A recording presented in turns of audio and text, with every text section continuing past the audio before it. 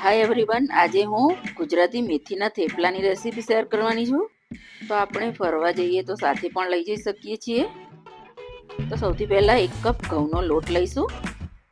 એમાં અડધી ચમચી લાલ મરચું પાવડર, અડધી ચમચી ધાણા જીરું પાવડર, અડધી ચમચી હળદર પાવડર, અડધી ચમચી ગરમ મસાલો પાવડર અને અડધી ચમચી મીઠું એડ કરીશું.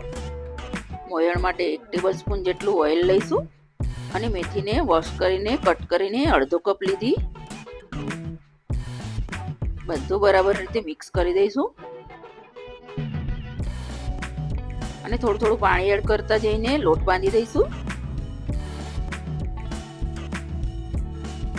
લોટ મીડિયમ સોફ્ટ રાખવાનો છે.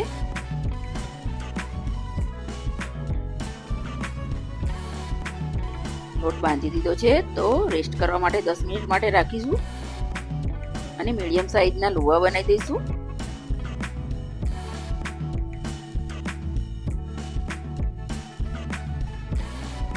અને એક એક કરીને પાતળા વણી લઈશું. થોડો થોડો કોરો લોટ લઈને વણી દઈશું.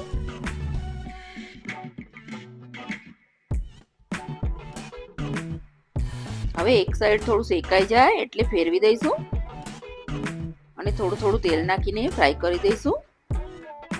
બંને સાઈડ થઈ ગયો તો એક પ્લેટમાં કાઢી લઈશું. આ રીતે મેં બીજા થેપલાને પણ ફ્રાય કરી દીધું. આ પણ થઈ ગયું તો પ્લેટમાં કાઢી લઈશું. સોફ્ટ અને મુલાયમ થેપલા તૈયાર છે.